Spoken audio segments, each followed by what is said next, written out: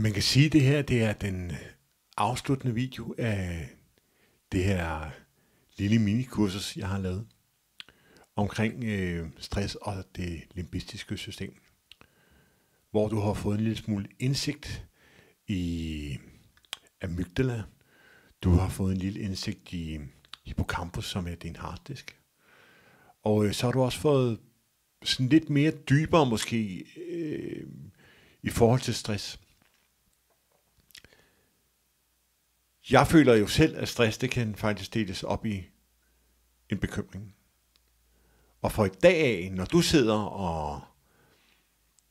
og føler lidt stress, så er det enten et vilkår eller dine egne problemer. Det vil altså sige et vilkår, om det regner, eller om du tænker på krig, eller om du tænker på vejret, eller om du tænker på politik for eksempel, eller du tænker på religion. Men dine egne problemer, det er jo altså, om du er en glad person, om du er taknemmelig, om du hjælper din familie, om du ligesom laver forventningsafstemninger op mod andre mennesker. Er du for meget af din fortid?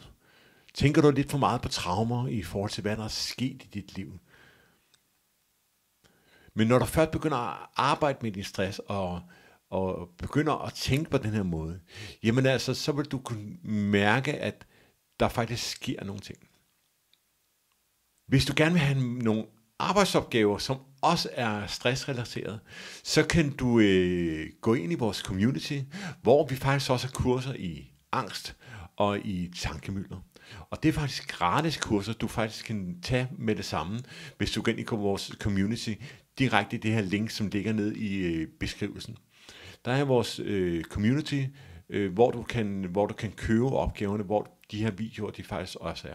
Men der vil altså være nogle opgaver, hvor du kan hænge dem op. Og når vi arbejder med stress, så er det vigtigt, at du hænger dine ting op på enten køleskab, eller hvor du nu er i din lejlighed eller hus. Hvis du godt kunne lide de her videoer, så vil jeg være super taknemmelig for, at du enten spredte videoerne, så andre de også kunne se dem og få glæde af dem. Hvis du føler, at der er nogen, der har stresset, så kan du i hvert fald hjælpe andre med, at de også ser de her videoer. Du må også meget gerne abonnere på kanalen, det vil jeg også være super glad for.